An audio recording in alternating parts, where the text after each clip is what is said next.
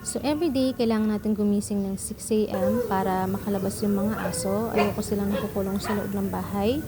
Tapos, bagong lahat, check muna tayo ng ating mga tanim.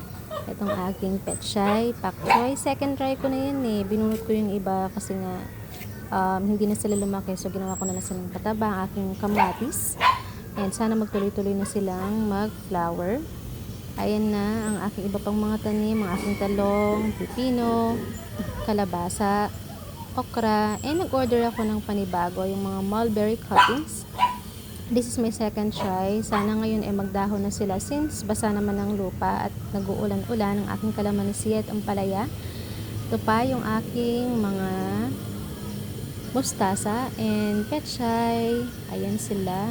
Tapos ang aking papaya. Ang dami na niyang bunga oh. Excited na ako mag-harvest. Second harvest na and magwalis muna tayo bago tayo mag-spray. So every 7 a.m. kailangan ka mag-spray ng mga halaman. Bakit nga ba 7 a.m.? Kasi ito din yung time na naka-open yung pores ng mga halaman. So ito yung best time na makapag-spray tayo para ma-absorb ng mga halaman yung nutrients na yung spray natin. So ayan lang naman siya.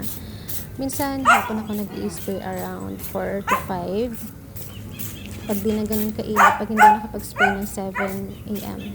So yan, bago talaga ako gumawa ng gawaing bahay, yan muna, tas kape muna tayo for today. Hindi madumi yung cup ha, hindi na talaga natatanggal yan. So yun lang naman for today. Thank you for watching.